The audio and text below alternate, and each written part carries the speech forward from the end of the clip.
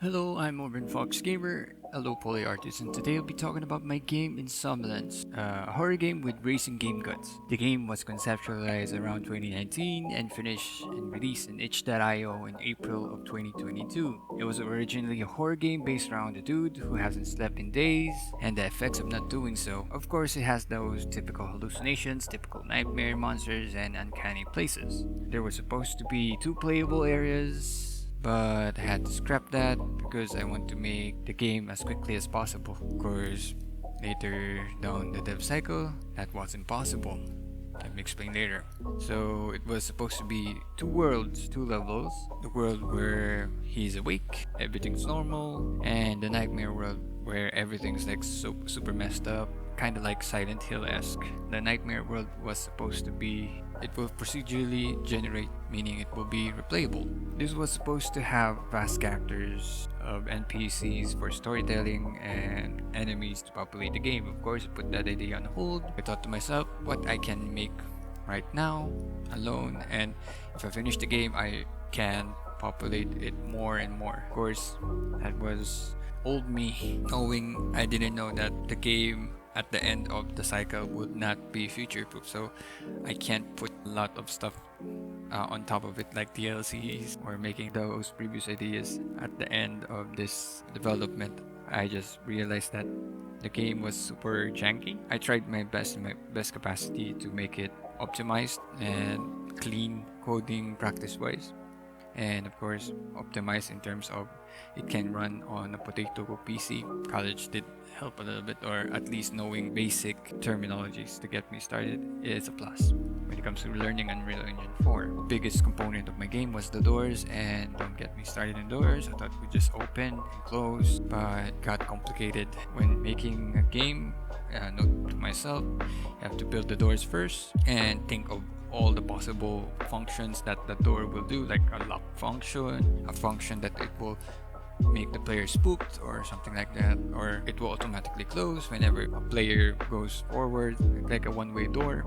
So I did scope down, and besides from those ideas that I mentioned, the most important aspect of making this game, would I play it in the end and would I enjoy it? So not totally scrapping the idea of the lack of sleep equals monsters, because I really like that idea so much, so I pulled some demons out of me and helped me write the story. It started with an emo edgelord rambling, but ended up a somewhat palatable story. Long story short is, it is about self-loathing and not being alive. Anyway, it's still inspired by Silent Hill, but again, it's my game, and I'll dictate whatever thing I want in the game. How do this game work? Here's my take on making the PT clone. This horror game has racing game DNA. Hear me out. A full tutorial on how to make a circuit racing game in Unreal Engine. I can use that as a checker in my horror game if I already looped around the map, because the map model is just one big circle, like a circuit in a racing game. So it has 5 levels, meaning it has 5 laps. Each lap will make the map and experience more disturbing, more horror-esque as you proceed. To be honest, it's nice to learn how to make this racing game element because it fits with my next project that I am currently developing. Yes, it is a racing game. So the verdict is from my alpha testing, beta testing, and the release. Despite the warm reception of 545 downloads and multiple video playthroughs of the game in itch.io, and surprisingly, it got me $2. Somebody paid $2. Thank you, because it's a donation kind of thing. Game has problems, lots of problems, and it had been addressed by my testers and the players who have played the release version. Here are the problems. The scary vibe is decent. It focused on the story I wanted to tell. It made the non-horror players scared, but veterans wanted more scares and scary sounds and music, which I do admit lacked in the sound design, which I do understand the heart of what makes a horror game is the sound design. The fix here is to invest time on learning how to make sounds, or better yet, pay someone to do this properly next time. Sometimes subtitles became small. I saw it on other people's playthrough. I saw in the forums. They do suggest to make my own subtitle system. This is on Unreal Engine 4.2, 4.3. So I don't know why it's inconsistent, because some other gamers that post their video has correct subtitles and other players don't have my own subtitles, but I did the in-engine subtitles correctly. The problem is the dialogue system is not planned properly or future-proof. It has problems, to be honest. It triggers on the wrong time or the wrong trigger. I do suspect that it got broken when I changed the frame rate to lock 60, because I left it in default. Tester told me to lock it on 60 to prevent problems, but converting to 60 had problems. So I revert back and this problem still appeared.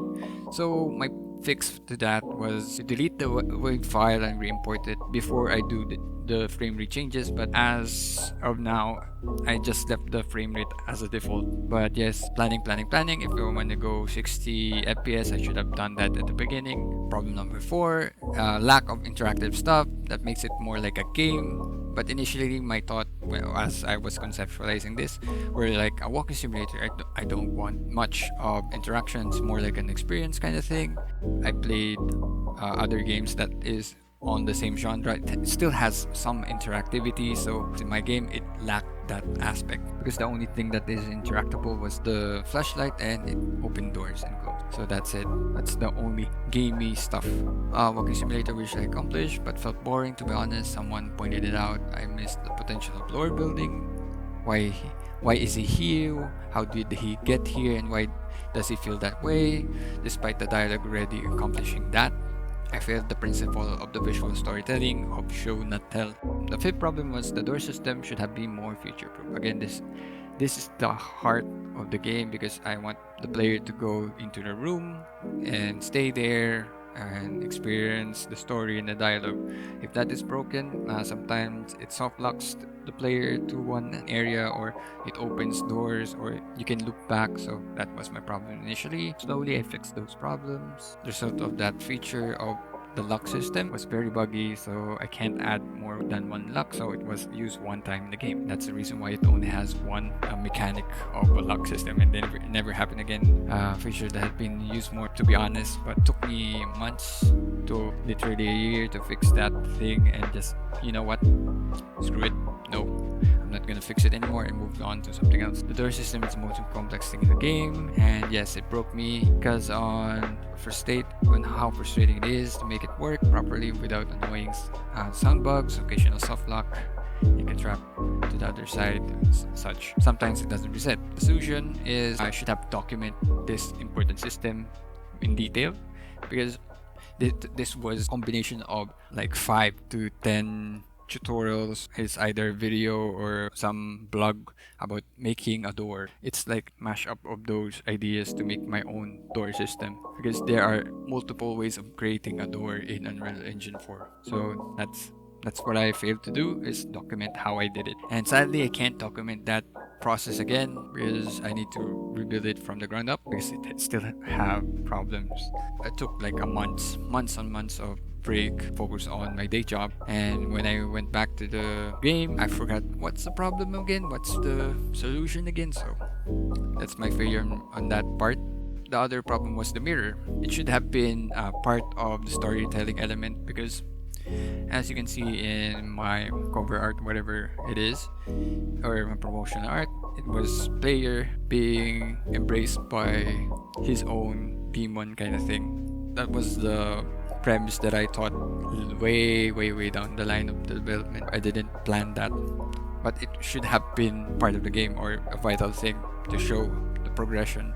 Again, the concept of show not tell kind of aspect. But yes, I'm really eager to push it out. It's gonna be for an update question mark, or probably not, or for the future horror game that I'm gonna make, show the state, the grade on each time he pushes through the level, and incentivize the player to go to the bathroom, because the bathroom, to be honest, was a dead end, and it didn't give the player incentive, because my map consists of hallways, a room, a bathroom. The bathroom was a dead end, and bathroom don't have anything on it besides the fixtures. Problem is, this is some sort of a problem. The game is very niche. If I was going to describe this one, this is an edgy, furry walking sim. Only a few will play it, because it's not because it's a horror game, because it's a furry horror game. I already accepted that fact in the beginning, because it's a thing that I wanted to do to begin with. Give or take on that one. Okay, the shocking part.